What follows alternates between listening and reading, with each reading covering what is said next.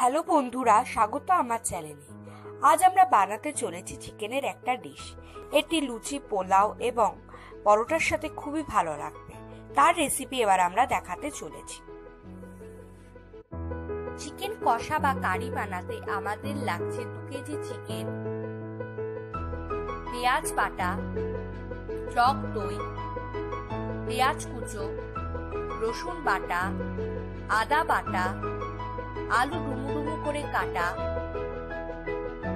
ধনে গুঁড়ো, জিরে গুঁড়ো, লাল লঙ্কা গুঁড়ো, গোলমরিচ, গরম মশলা, আর লাগছে সর্ষের তেল, হলুদ গুঁড়ো, পরিমাণ মতো নুন আর চিনি।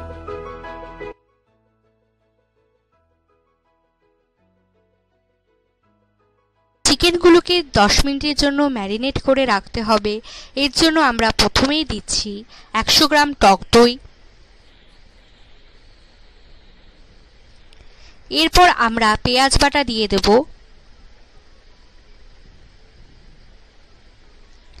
এরপর 2 চামচ রসুন বাটা,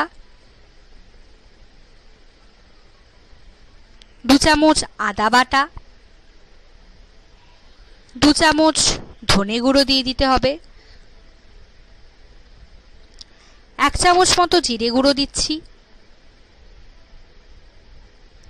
2 চামচ লাল লঙ্কা গুঁড়ো দিয়ে দিচ্ছি। গোলমরিচ গুঁড়ো সামান্য। 2 চামচ হলুদ গুঁড়ো। স্বাদ মতো নুন দিতে হবে। সর্ষের তেল দিয়ে দিচ্ছি এবার আমরা। ম্যারিনেট করে 10 থেকে 15 মিনিটের জন্য রেখে দিতে পারেন। আমরা এখানে 10 মিনিটের জন্য ম্যারিনেট করে রাখব।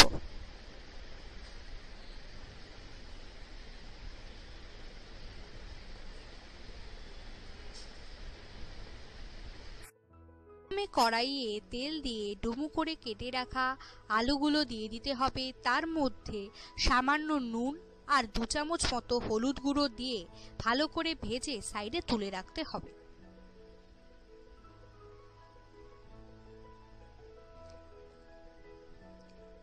এরপর পেঁয়াজগুলো দিয়ে তারপরে পেঁয়াজগুলোকে ভালো করে ভেজে নিতে হবে।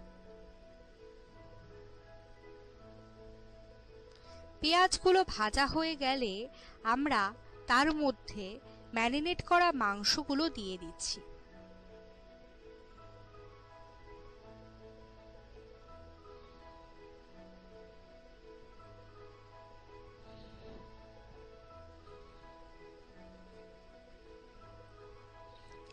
এবার আমরা এর মধ্যে ভাজা আলুগুলো দিয়ে দিচ্ছি।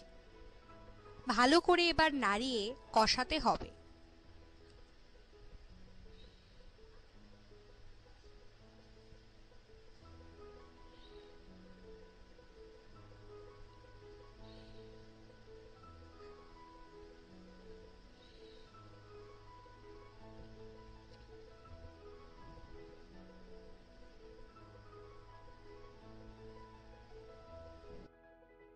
এর মধ্যে গোটা গরম মশলা দিয়ে দিতে হবে। এর মধ্যে একটু সামান্য আমরা জল দিয়ে দিয়েছি যাতে মাংসটা ভালো মতো নরমভাবে সেদ্ধ হয়ে যায়। আমাদের চিকেন কষা বা কারি তৈরি হয়ে গেছে। আমাদের এই চিকেন কষার রেসিপি ভালো লাগলে অবশ্যই কমেন্ট করবেন, লাইক, শেয়ার এবং সাবস্ক্রাইব করবেন আমাদের চ্যানেল।